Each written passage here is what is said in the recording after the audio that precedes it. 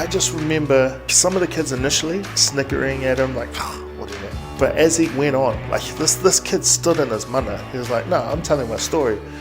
And the more he spoke, it was like he turned the entire room of like unruly teenagers onto his side.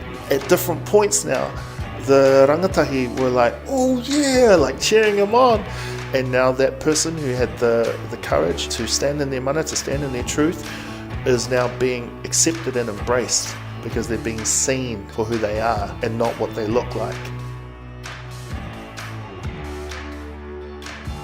This is Down to Earth Conversations, where we hear from ordinary people who are helping to bring a bit of heaven down to earth.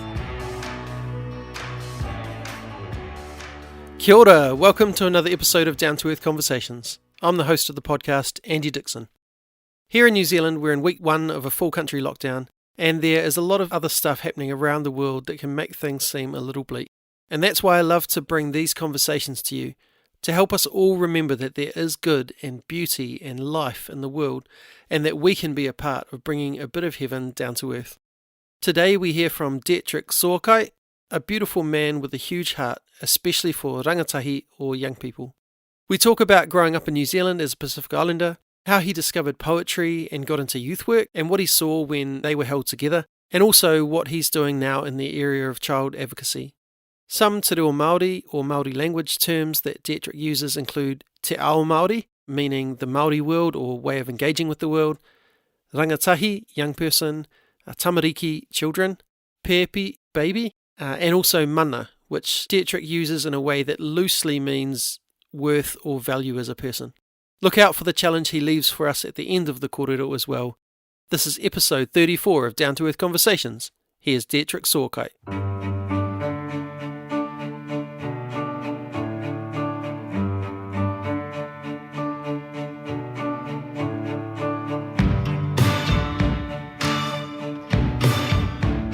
Kia ora, Dietrich. It's good to have you on the podcast. Kia ora. Thank you. Why don't we start just with you giving us a bit of an introduction of who you are, where you're from, nohi koe. Yeah, malo lele, talo falava. My name is Dietrich Soakai, born in Western Samoa, and my mother's Samoan, German, Irish, Scottish, and possibly English. My dad is Tongan, and I think with Fijian ancestry as well, possibly even Uvian as well, but still sort of following the breadcrumbs of that. Yeah, and migrated here to Aotearoa back in '87, and so how old were you then? Like 4. Oh yeah. And been in Aotearoa for most of my life. Did a couple of years back in Tonga, did Form 4 and 5, what's that, year 10 and 11. Yeah. And just moved around heaps, like South Auckland predominantly is where I've spent most of my life, but also did like 8 years in Palmerston North. Sounds like prison sentences. Yeah, I did 8 years in 8 years in Palme, and 2 years in Tonga, and just a bunch of time in South Auckland. Yeah. And and now currently residing in the cold but scenic and beautiful Ōtautahi, and arguably the more beautiful end of the country, Te Waipounamu. And I can say that because I've lived as a North Islander for most of my life, so to come down here is like, golly. Although the beaches down here, I haven't been to Nelson yet. Oh yeah. But yeah. Yeah, you'll like that. But we have had some cold this week, haven't we? Oh man. Just some good, not snow that's settled, but gee, that's sleet. Cold. Yeah. Awesome. So you talked about being both Tongan and Samoan, as well as a mix of other things. But living in New Zealand, what has it been like for you being a Pacific Island New Zealander? Has that been something that you've celebrated, something you've run away from? How does that fit in with your journey? Well, my journey, more specifically, being Tongan and Samoan and all the other things, for some people they might not be aware that Tonga and Samoa have history. and quite a contentious history laced with conflict, enslavement. So that's kind of the backdrop. Yeah, I mean, growing up, I was constantly asked by respective families, are you Tongan or are you Samoan? What kind of boy are you? You Tongan or Samoan? They're kind of asking you to choose. Yeah, to choose a side. Yeah, right. And obviously, I would hope that it was mainly done in jest. Yeah.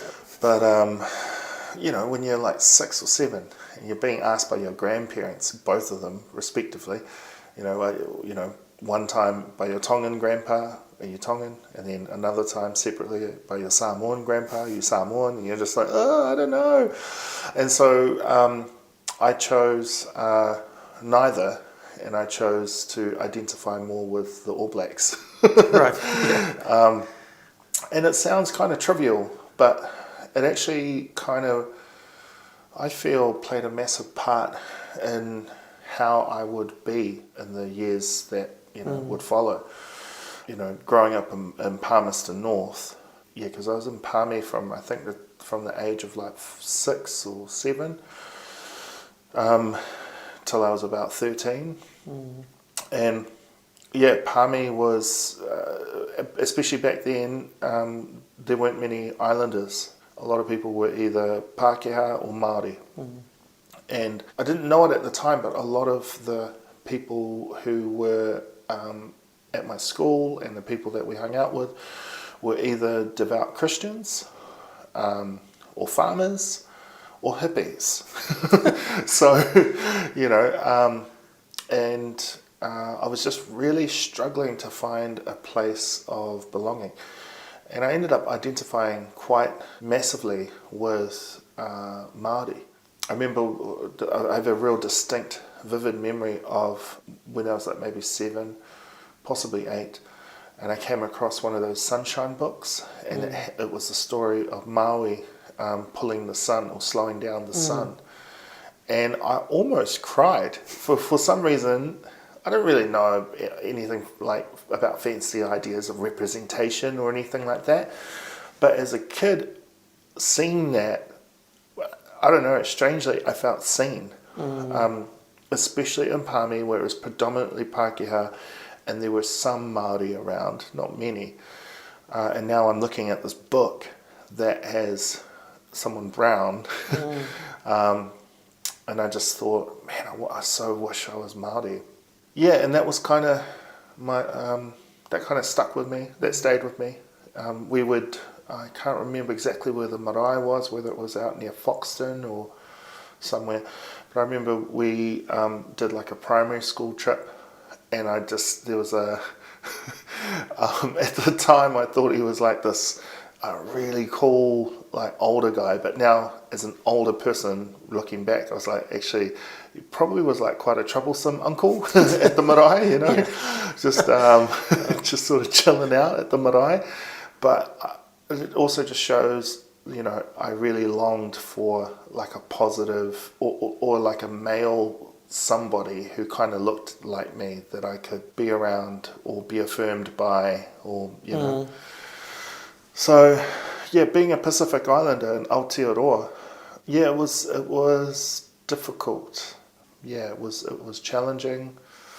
I think for me, as I said, I was really longing to see kind of where I fit, where I belonged.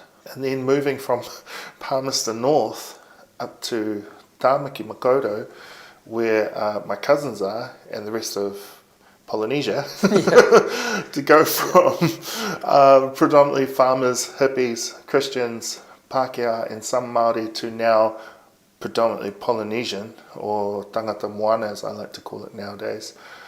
I was just like, whoa, and I remember I rocked up to my cousins, I would have been like 13 at the time, and I wanted to show them like some of my music. I remember putting my tape in, pressing play. They're like looking at me like, Soli, what is this? I was listening to NoFX, Green Day, Rancid, like all these punk rock bands, And my cousins, meanwhile, were listening to Doggy Style, Snoop Dogg, Bone Thugs and Harmony. It was like a complete clash of culture in more ways than one.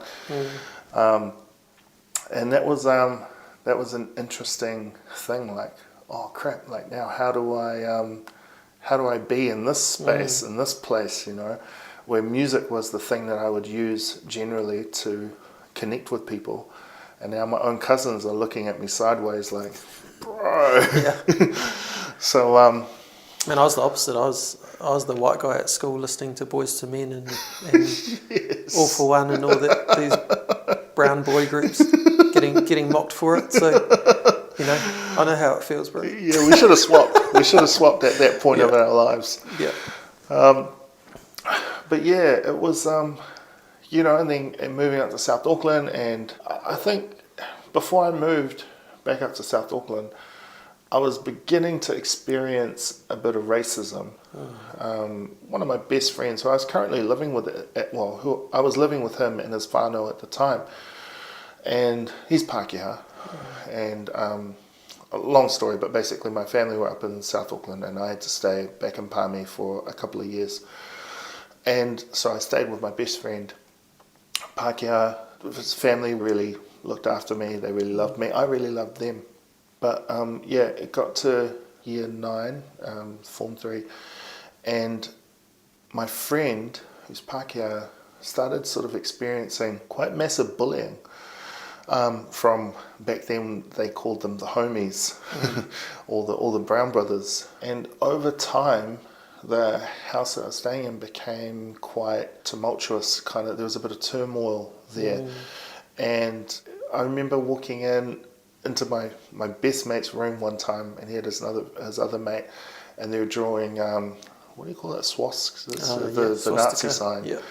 You know, and he had moved from punk rock, and now it started like edging towards, like, you know, when you feel oppressed or when you feel threatened, you start sort of, what's the word, grouping with other people who are feeling like afraid, or, and I was only 13, I didn't really know what was going on at the time, but I started feeling a little bit like welcome, like not welcomed anymore in that space, in that household.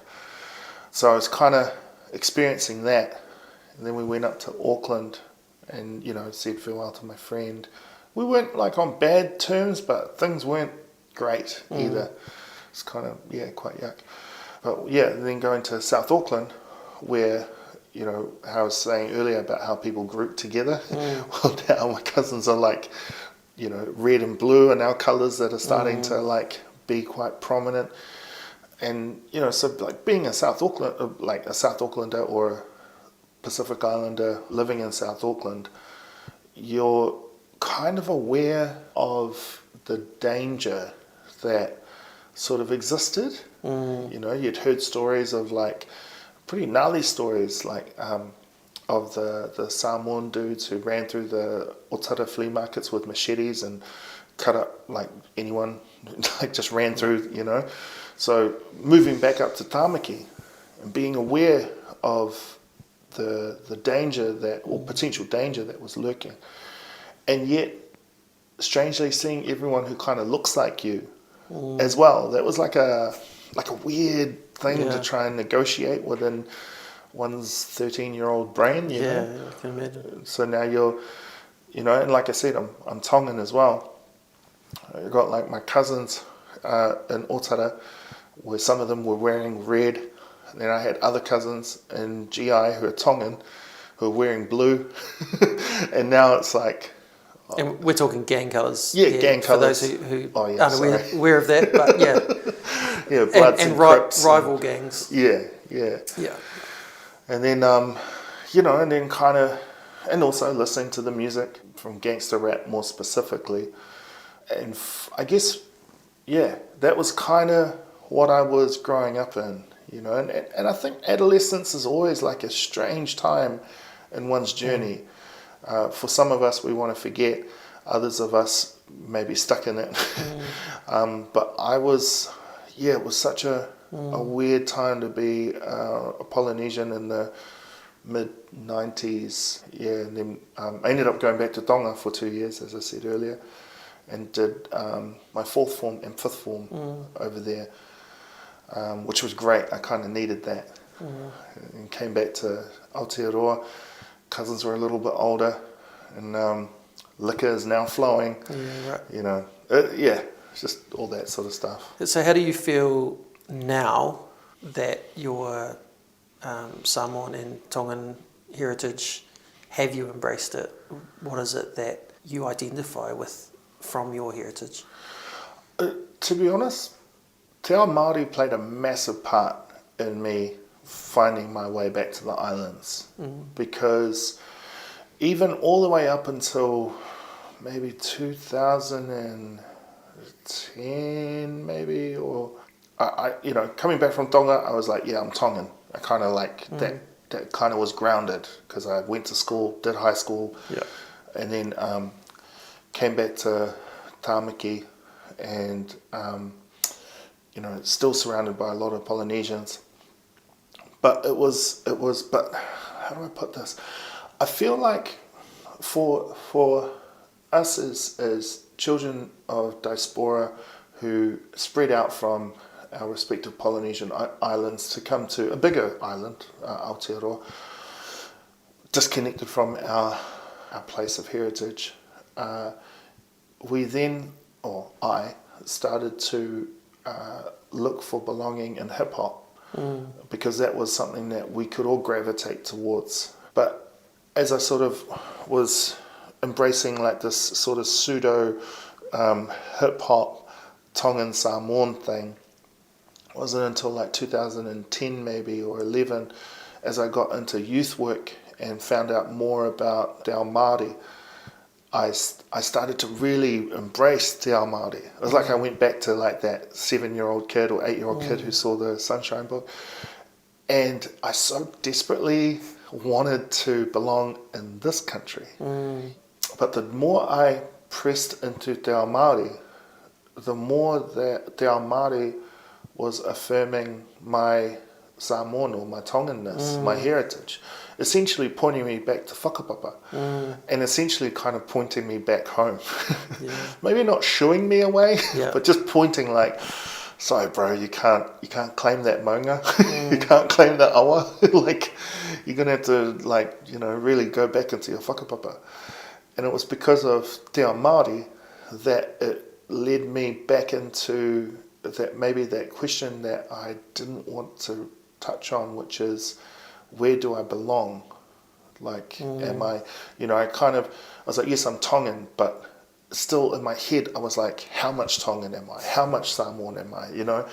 When actually the Ao Māori was like, it doesn't matter. It doesn't matter how much of anything you are. If you're that, then you're that, and that's okay. And so I now would call myself tangata moana. Tangata meaning people or peoples, moana meaning the ocean. So people of the ocean. You have tangata whenua, people of the land, tangata moana, people of the ocean. I feel like the ocean, as others have coined, is the biggest or largest continent. So the thing that connects all of us, our separate lonely islands, we're actually not that separate. Actually, the ocean was a highway. And so I have found more of what we have in common as tangata moana with tangata whenua. We have more in common than we actually realise. And it's the difference that actually is something that is, and this is going to sound cheesy and cliche, but whatever, it's the difference that makes it worth celebrating. And,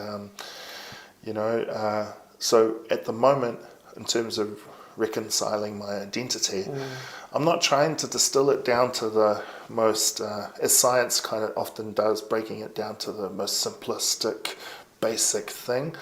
I'm like, no, I'm not even trying to break anything down. I'm just trying to embrace it all, because I am all of those things. Even if my ancestor is Fijian, who then was kidnapped or abducted and taken to Tonga, I'm still Fijian, and I still claim that, Yeah. Cool. I haven't heard that tangata moana before. That's beautiful. I like that. Yeah, and it's also, those words exist in te reo, lea whakatonga, or ngangana Samoa. It exists in most of the islands that live in Polynesia. Tangata and moana. Yeah. So I'm like, yeah, I'll claim that. I'll claim that more than Pacific Islander or Polynesian. And I don't even have any qualms with any of those names or labels. It's just that tangata moana exists within my vocab. So and it means something to you. Yes, yeah, cool. 100%.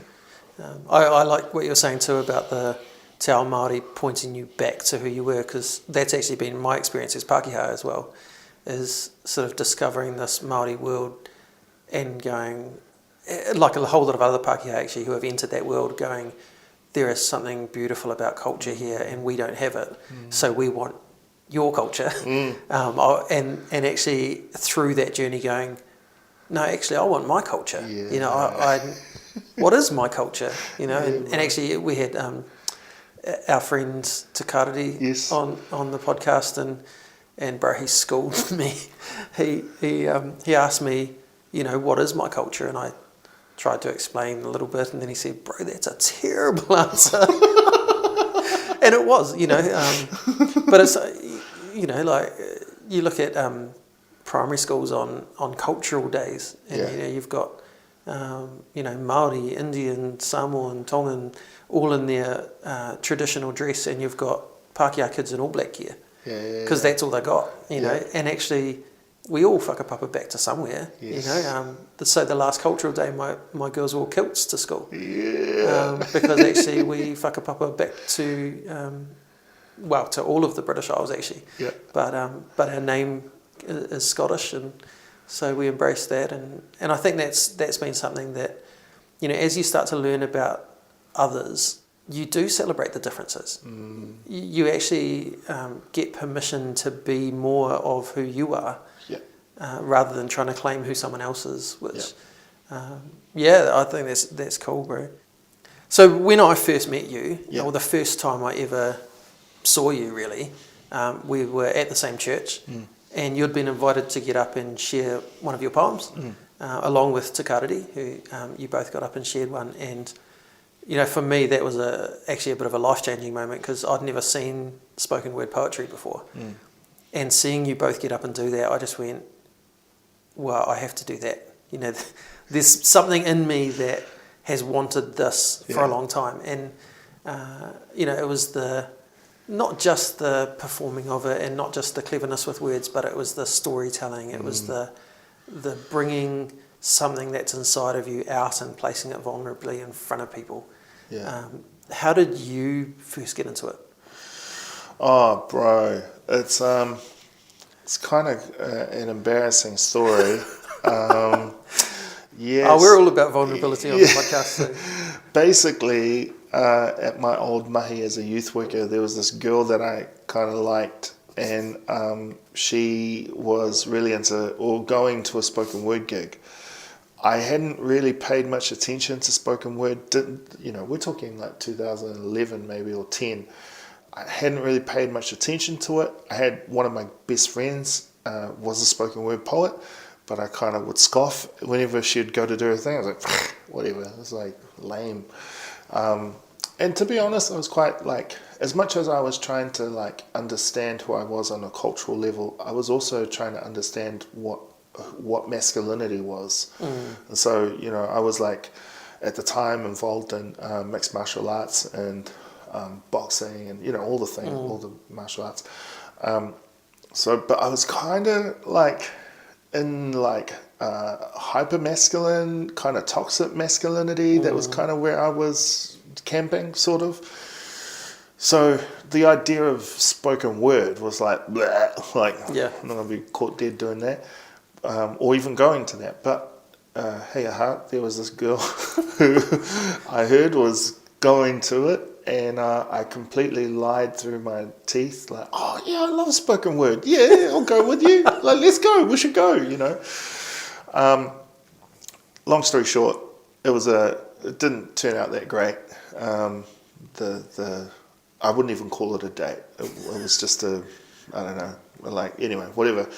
But I got to hear spoken word for the first time. And a friend of mine, Darren Kamali, was performing. It was his book launch, actually. And I just remember what I observed in that room was it was such an eclectic group of people. You had like Pākehā couple, I assume they're a couple because they're holding hands, but they were both middle-aged wahine. And then you had like a whole bunch of uni students because MIT was just around the corner. They had their backpacks on and that. Then like there was like some people who looked like they'd just come off roadworks with some high-vis jackets, or maybe from a factory, I don't know. They were in the audience. And then because this book launch was in Otara, there were some like homeless cats who were kind of like just on the outskirts because there was like free food and whatnot in there. But it was like such an eclectic audience. That was the first thing I noticed. And then when Darren got up and he started doing this thing, I felt moved. But then because I kind of grew up in church, if you feel something, you go and like do a quick survey of the room to see if people are feeling it too. And everybody was feeling it. And I was just like, whoa, this is amazing. Like people have literally come as they are. They've come like straight from work or uni or wherever. And they were all on this journey, just as I was. And as I continued listening to his poetry, I realized it was less, well, in my humble opinion at the time, it was less poetry and more testimony and more just honest and vulnerable. There's people telling their stories, eh? And that's literally what Darren was doing. And then a part of me, I clicked onto that and I was like, hold up, this dude's just sharing his testimony. But then I didn't mean that in any kind of like a looking down on it, because I knew the power of testimony. I knew the power of being honest with your story. And I just had like this thing in my head, like, oh my gosh, like this is kind of what church should be like, where people can just come as they are, literally, and be moved by the human experience. And be held together in a moment and be caught up in that moment and just be good. And I remember going up to Darren at the end of his reading, his performance, and I was just like, man, that was amazing. I love what you did, man. I wish I could do what you do. And he literally said back to me, Russ, you can do it, just do it. And the thing is, back in that 2010, I had just gotten a tattoo on my arm, Carpe Diem, seize the day. And I'd also recently seen the movie Yes Man. And I kind of made it my thing that if someone asks me or if I get invited to do a thing, the answer will be yes. So yeah, that's what I did. That was after that gig. I jumped back into my car. The date, or flop of a date, and the weight of rejection kind of like sitting with me, kind of like that was so lame that day. But feeling all those feelings, jumping into my car and just thinking, I'm going to give the spoken word thing a go. I don't know exactly what it is. I'm just going to give it a go. So I pulled out my iPhone 4 at the time and hit record and just started like talking into it and just expressing how I was feeling. I did that from Otara to my house, so that's about 15-20 minutes, and I was getting real close to my house and I was like, oh, I'm feeling something. I'm feeling that there's something here in this thing that I'm doing. So I pulled up to the dairy that was like about maybe like another minute away from my house, like a minute walk. But I didn't want to sit in the driveway because, So I just pulled up into the dairy. At this time, it's probably like, I don't know, like 9:45 or something like that. And I just continue. I keep speaking into my iPhone 4 and just like freestyling this, whatever this is, this verbal vomit. I can't remember whether it was like an hour, 20, hour and a half, but some time went past. And I remember stopping my phone from recording and just feeling this real sense of like exhale almost. And I just felt like strangely at peace were being rejected. I went back to my house, pretty much went to sleep, woke up the next morning, felt like a gazillion bucks. I felt so good, and I was like, man, what is this? I feel really, really good. And that's when I was like, man, there must be something in this spoken word thing. I listened back to it, and there was a particular snippet that I felt was like kind of good. So like I mentioned earlier, one of my best friends at the time was a spoken word poet, and I sheepishly went to her, and I was like, oh sis, like, can you chuck these headphones on? Can you listen to this little bit? Like, what do you reckon? What do you think of this? And she, she humoured me. She listened to it, and I was like nervously kind of watching her face, like, how's she reacting? Like, is it any good? And I saw her kind of nodding her head a few times. And then she goes, bro, there's something in this. You should work on this. You should, I reckon you should tweak it a bit, and you could make this a poem. And from there, I pretty much got 2 or 3 poems from that massive chunk of audio. Yeah. Oh, that's awesome. I had a very similar experience going along to my first open mic night and just feeling like these are my people. Yeah. Even though none of these people are my people. They're not the people that I've grown up with. They're not the people I've hung out with, and yet I somehow get them. Yeah. And actually I'm learning about life from them in a way that I haven't learned about life before. But also I can get up and share vulnerably with them, and they applaud me for doing that. Yeah. There's no one mocking me. There's no one trying to pick holes in my story. There's just acceptance and welcome. And that whole kind of cathartic nature of it, I've experienced that as well. And then, like, having experienced that for yourself, you managed to actually bring that into a youth space as well. You've worked using it in a youth work environment, but also you're a big part of the high school spoken word, what's called Word the Frontline. Yep. How did that come about? Yeah, so just to back the truck up a little, after that, showing my friend Grace, Taylor is her name, she's an incredible poet. Yeah. She, along with Darren and my friend Ramon, they started a crew called the South Auckland Poets Collective. And Grace was like, bro, you should go and read your poem and just see if you get in, So I went and did it, and got into South Auckland Poets Collective, and I got to be with, it was the first time I ever got to be around other people who were intentionally writing, creating, had this intentionality around performance, around community. And to cut a long story short, I had the opportunity to go and run workshops, co-facilitate with my friend Grace Taylor, and I saw the magic of what happened for me in my car. I got to forward that opportunity to young people, where they could have this moment of catharsis, and this moment of capturing, distilling their story, and then being able to share that taonga, however scared, and being heard and being received. Yeah. And actually, I'm just going to say this one story. Myself and Grace were at Onehunga High School, and it was like this class, like huge class of like 40 kids or something like that. And these were all apparently the naughty kids. And we were doing our workshop, and it was like laughter, and we were vibing, but it's still a bit of like nonchalant standoffishness by some of the kids. And we got to this point in our workshop where it was like a talanoa, a opening of the fala, or the mat, as we would call it. And there was this kid, this Pākehā kid. Maybe there was only like 2 or 3 of them out of the 40 class. And you could tell this kid isn't someone that the rest of the kids kind of hold with reverence or, whatever. Because he I don't know, maybe he was like one of those kind of oddball kids, maybe. He got up and he started sharing his poem.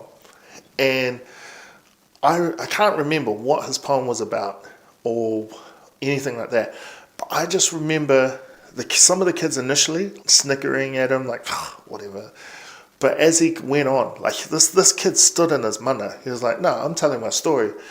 And the more he spoke, it was like he turned the entire room of like unruly teenagers onto his side. To like, at different points now, the rangatahi were like, oh, like, oh yeah, like cheering him on. And it was like a moment in time where this kid who, from before we started the thing, was outcasted, is now like, I don't know if you've seen those memes, but where, it's like a battle rap thing, and when someone says like a really cool line, all the kids like exploding, like jumping up and down, thinking that's literally what happened for this kid before he even finished his poem. It was almost like that moment of catharsis I felt in the car alone. Now it was being witnessed by everyone else, and now that person who had the courage to stand in their mana, to stand in their truth, is now being accepted and embraced because they're being seen for who they are and not what they look like or not what they listen to or who they hang out with. They're being heard for who they are. Children look to adults for their learning and their acceptance and their nurturing. Adolescents look to each other for direction, for acceptance. And now, through this medium of spoken word, this kid who was on the out is now welcomed in by his peers, and now there's this sense of connection and bonding. And so I was like, man, I've got to keep doing this. I ended up working with my one of my best friends at the time, but also became my boss, Ramon Narayan, who's the manager at Action Education. And we're like, yo, let's really do the spoken word thing. Let's do the spoken word youth development thing. And that became our main thing that we presented. And fast forward a bunch of time, we invited Luti Richards, who is another poet and also part of the South Auckland Poets Collective, to jump on and work for us part-time. And she came to us, and she had this vision, this dream, this moi moia thing. She was like, man, I just had this vision of like David and Goliath, and I'm going to butcher her whakaro, but something along the lines of like David coming to his Goliath with 5 stones but needing only 1, and that's kind of like our kids stepping up to their front line and to their Goliath and using their 1 stone, which is their voice and their truth, and speaking to that thing. And she was like, I want to do that, but through slam. I want to create like a inter-high school spoken word slam. And me and Ramon, we had actually sort of talked about it previously, but no, it's too hard. It's like, don't think we've got the energy or the time or the resource to do it. But because Luti presented it that way, me and Mondo were looking at each other and we're like, nah, let's do it, bro. Let's do it. So we started off with like, I think it was like 9 schools. And that was the beginning of Word the Frontline. And I think now they've got like 40-something schools and over 100-something students involved. They've had it at the Auckland Town Hall. It's just exploded. And so initially, the first ever Word the Frontline, it was 4 people in a team, and you could do like a 3-person poem. And we hadn't really done group poems that much, but we thought it was a cool opportunity for to encourage kids to work together rather than just having solo pieces.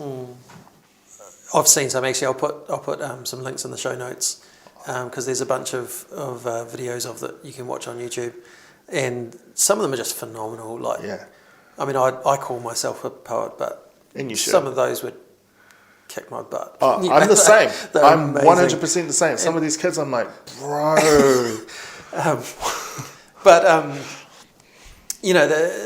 Not only are they doing amazing poetry, but they're talking about amazing issues. Yes. They're talking about justice. They're talking about environmental change. They're talking about culture. They're talking about identity.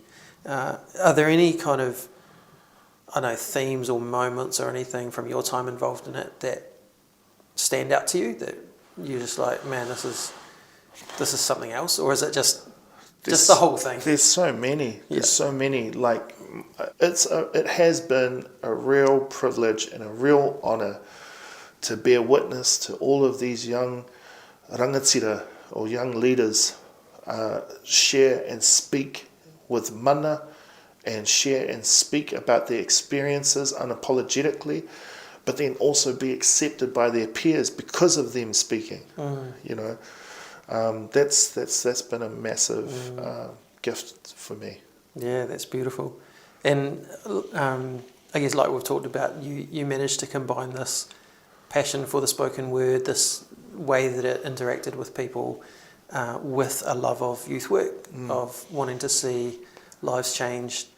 What is it about youth work that really drives you? Just to really distill it, it's because of Emeline Awhiaki, because of Alan Va'a, because of Sally Paia. They were all youth workers out in South Auckland. And it had never dawned on me that you could actually do that as a job. I just thought they were the coolest people, like Emeline Awhiaki, Tongan Tahine or Wahine, who started up AW, Affirming Works. And I remember, like, I was sixth form when I first kind of met her, and she was taking us on this a pilot leadership program. And I was just like, man, she's cool. And I was like, man, we're going on this cool camp, we're going to do all this stuff. And then it like clicked in my head. I was like, hold up, are you getting paid to do this? And she's like, yeah, this is my job, this is my business. I've started this, this youth development thing. I was like, you mean I could do this? She was like, yeah, if you wanted to. Like, yeah, is this something you want to? Yeah, that's where it started. Wow. And then I just kind of found myself in spaces with giants in my community. I've already mentioned them. Alan Va'a, who ran the Manukau Youth Centre, Sally Paia, who did heaps of work out in Otara. Just these incredible individuals who were doing things with people my age. I also was fortunate to get a job at Youthline. When I came on board, Youthline was beginning to think about youth work, but the professionalisation of youth work. So I kind of came in at a time where MSD under the Labour government, under Helen Clark, she really was pouring a lot of money into the Ministry of Social Development, and then what fell out of that is the Ministry of Youth Development. And also at the time as well, this is when youth gangs was at an all-time high. You had like the Killer Bees, Bloods, Crips, all manner of gangs was like rising up massive in South Auckland. And so, and this is when I'm just like starting in my youth work journey, And also, I got to acknowledge, I was also like doing that as during the day, and then I was a youth leader at my church, and then at night time, and then I became like a youth pastor. So youth and the potential of young people was something it was really in the forefront of my thinking and my imaginings. Yeah. What are some of the biggest things you've learnt about yourself while being a youth worker? From a Christian, my Christian background, it used to try to teach me that it's not about me. It's not about you, bro. It's about everyone else. It's about service, self-sacrifice. But then kind of in my youth development work, they were kind of going, no, it is actually about you. Like, it's fully about you. The better you understand you, the better you are to everyone else. Yeah. So it was like this weird paradigm. It's like the love your neighbour as you love yourself, but forgetting to love yourself. Yes. That actually, let's all go love our neighbours, but if you don't love yourself, how can you do that? 100%. Because at Youthline, they were really encouraging self-awareness because, and now I really, really embrace that. And that I'm about integration of self, and the parts of myself that are like really ugly and hideous that I don't want to show anyone actually become some of the greatest learnings that I can share with other people, and the way that I can connect with other people, and the degree of grace and patience and kindness that I showed in myself actually is the degree of patience and kindness I can genuinely and authentically give to others.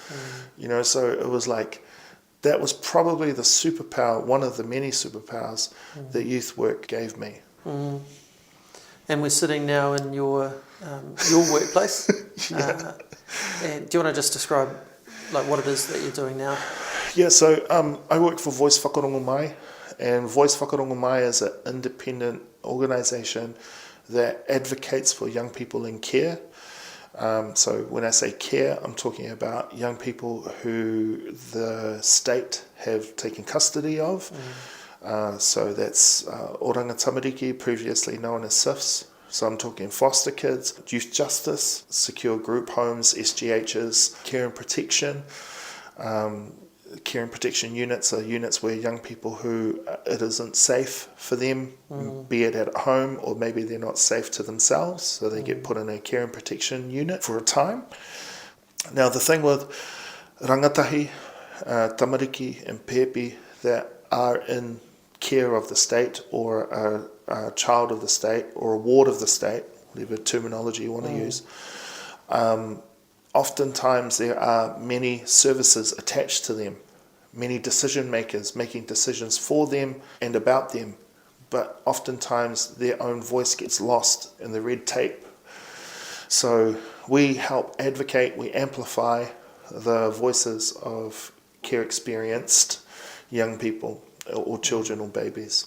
That's solely why we're there. We're there just to amplify their voices. We're a megaphone. But we don't have any power as far as, like, we're not youth workers, we're not social workers, we're not lawyers, we're youth advocates. And so it's a difficult space to be in, to be honest, bro, because you're kind of powerless in some respects. You don't get to make the decisions. Nah, but you ride alongside them.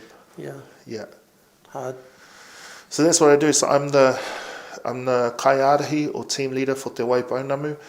And we have staff, most of our staff are based here in Ōtautahi, but we've got 2 staff in Otipoti and Dunedin who cover the lower south. And in the future, God willing, we'll have staff in Nelson as well. Because there's roughly about 1,300 young people in care in the South Island. Wow. Yeah. So... And that's some, a lot. Yeah, it's heaps. And some of them have like mad trauma. It's just, So it's, So you're getting alongside them and you're loving them and you're like you say, amplifying their voice. We're in this amazing room where like you've got all these quotes from the kids all over the wall. Do you want to just maybe read a couple of the ones that speak to you? Some of them are got heaps of hope. Some of them are just break your heart. Yeah. There's one quote here, no matter how happy families can be, there's always a dark place that could destroy all companionship. Wow. We want to feel like we matter. Yeah. People always ask what I want in those meetings, referring to a family group conference, and then say, nah, can't do that. So it's like, why do they even ask? Wow. When I'm not locked up, it's hard to sleep. Wow. Independence means being able to go places by myself, make my own decisions. There's heaps, man. Yeah, and so I mean, this is the things the kids are saying to you guys. Yep. This is the sort of things they're feeling, they're going through, and you're getting alongside them and making sure that as much as you can that their voices are heard. Yep. Bro, I almost feel like crying, to be honest. It's hard, and yet it's beautiful at the same time. You know, the beauty in working within a broken system, but bringing life into that space. If you were to change something in New Zealand, be it attitudes or the system or something with regard to youth, what would you change? If there was a magic wand you could wave and just I would want the attitudes of adults and young adults to change, and their attitudes around trauma. I feel like, we get in this system, man, it gets incredibly punitive it's incredibly, it's punitive. It's punitive. You do an action, we treat you a particular way, but we're not prepared, and we don't want to look into why you did those actions and what were the things that caused you to do those things. Like, it's kind of like, dude, if we as a country understood trauma even just a little bit better, then we would, I guarantee you, we would then become a whole lot more compassionate, more kind, more caring. Because when you talk about trauma, you are inviting, it's an invitation to humanity, to the humanness of people. When you talk about actions and things that need to be done because, cause and effect, you can then create a thing that we currently are in, which is like a mechanical machine that only deals with those things, but doesn't deal, like just this today, I was watching the Involve conference online. It's an Involve conference is a national conference, biannual conference about youth development, and you've got social workers, youth workers, and the like. They get together every 2 years. And this lady who ran the youth survey, the youth survey is one of the, if not the largest youth survey taken across up and down the country of as many young people as they can interview and run a survey on.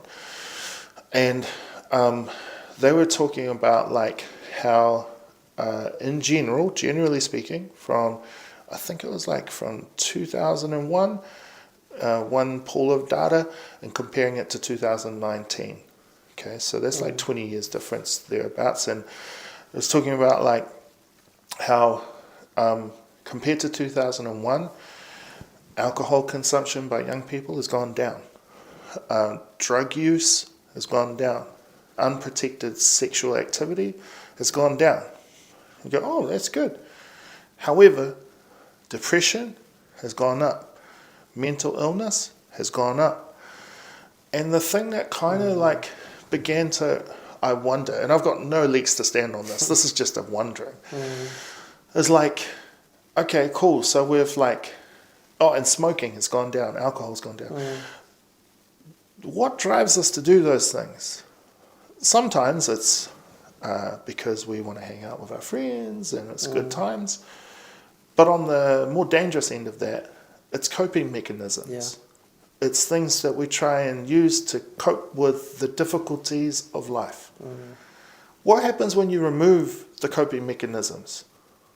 Well, now you've got all those things are now unmasked. Yeah. And we now have labels for them, like depression. I mean, I don't know if it was for you, but for me, in 2001, ain't nobody talking about depression or anxiety or mental illness, or mental health. It was, and so it's kind of like, I feel like now, and I'm not saying we need to go back to using vices to deal with our trauma. That's not what I'm implying. Yeah. But essentially what I'm saying is, if we as a country could get better schooled up or informed around trauma, that would, I believe, change how we interact with each other, and it would cause the systems, the machinery that we've created to engage with us differently.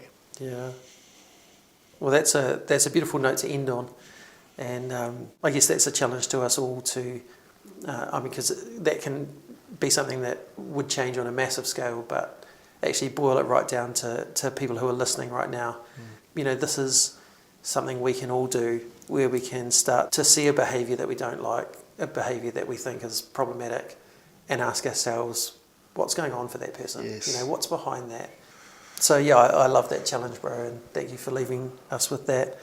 Thank you so much for your time. Thank you for being that inspiration for me, and being that sounding board for me a number of times over the years as well. And bro, on behalf of all the youth and the young people that you've helped, just a massive thank you for all that you do to bring a bit of heaven down to earth. Shot, bro. Hello, hello heaven. Well, I hear you whisper to come near. Dietrich is one of the biggest hearted people I know, and it was a privilege to sit with him as he shared his journey with us. And what a powerful challenge he left us at the end about trauma, about looking beyond behaviour to the situations that may be manifesting in those behaviours, to see a person's worth, their mana. So thank you, Dietrich, for your heart and your words. And here is a blessing for you. Dietrich, may you continue to hear the voice of little Dietrich, looking at Maui and asking, where do I belong? And may that keep driving you to explore your place in the world, discovering more and more of what makes you you. And may you give yourself permission to lean into that, knowing that the best you is the best for everyone else too. Just as you desired a role model who looked like you, may tangata moana and tangata whenua tamariki and rangatahi be inspired by you and the way that you show up for them, showing them that they can be more than their situation suggests. May you continue to have moments of seeing the difference it makes in the life of young people when they are accepted and embraced, and may you continue to find ways to facilitate that for others. In moments of despair, when the machine seems too broken, when the obstacles seem too large, may you be filled with hope by even the smallest glimpse of goodness in yourself, your marriage, and in others around you, knowing that this is what bringing a bit of heaven down to earth is all about. And lastly, may the ocean forever be a highway linking you to your ancestors and inspiring you as you navigate both calm and turbulent waters, as you continue to make a difference in the lives of those you meet wherever you go. Thanks to Strawn for the music and Rangi for the karakia. Join me next time for another amazing conversation. It was to be a guest from the States, but his daughter brought COVID home from school, so we've hit pause on that, but rest assured I'm lining up a few other awesomely ordinary people to chat with in the next week or so to inspire you as you look to bring a bit of heaven down to earth in the spaces you occupy in the world. Until then, me inoi tātou. E tō mātou matua I te rangi, kia tapu tō ingoa, kia tau mai tō rangatiratanga, kia mea te tau e pai ai ki runga ki te whenua, kia rite anō ki tō te rangi. Homai kia mātou ai nei, he taro mā mātou mō tēnei rā.